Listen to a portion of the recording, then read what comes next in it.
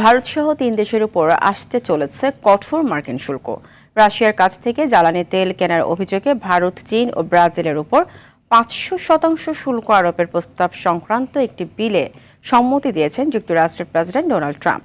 বৃহস্পতিবার এক বিবৃতিতে তথ্য নিশ্চিত করেছেন মার্কিন পার্লামেন্ট কংগ্রেসের রিপাবলিকান সিনেটর লিন্ডসে গ্রাহাম। বিস্তারিত সামিউল শিহাবের প্রতিবেদনে।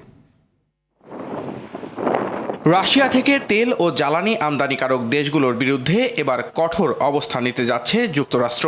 ভারত, চীন ও ব্রাজিলের মতো দেশগুলো যদি রাশিয়া থেকে তেল বা ইউরেনিয়াম কেনা অব্যাহত রাখে তবে তাদের পণ্যের ওপর ৫০০% পর্যন্ত শুল্ক আরোপের একটি বিলে সমর্থন দিয়েছেন মার্কিন প্রেসিডেন্ট ডোনাল্ড ট্রাম্প।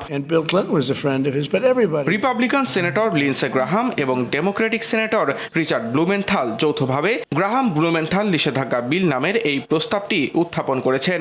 বিলটির মূল লক্ষ্য হল রাশিয়ার অর্থনীতিকে সচল রাখে এমন দেশগুলোকে চাপে ফেলা। বর্তমানে ভারত ও ব্রাজিলের ওপর ৫০% এবং চীনের ওপর ৩০% রপ্তানি শুল্ক কার্যকর থাকলেও নতুন বিলটি পাশ হলে প্রেসিডেন্টকে ৫০০% পর্যন্ত শুল্ক আরোপের বিশেষ ক্ষমতা দেওয়া হবে। সিনেটর লিন্ডসে গ্রাহাম নিশ্চিত করেছেন, হোয়াইট হাউসে ডোনাল্ড ট্রাম্পের সঙ্গে আলোচনার পর প্রেসিডেন্ট এই বিলে পূর্ণ সমর্থন জানিয়েছেন। গ্রাহামের মতে ইউক্রেনের রাশিয়ার আগ্রাসন থামাতে এবং পুতিনের যুদ্ধযন্ত্রের রসদ বন্ধ করতে এই অর্থনৈতিক চাপ অপরিহার্য।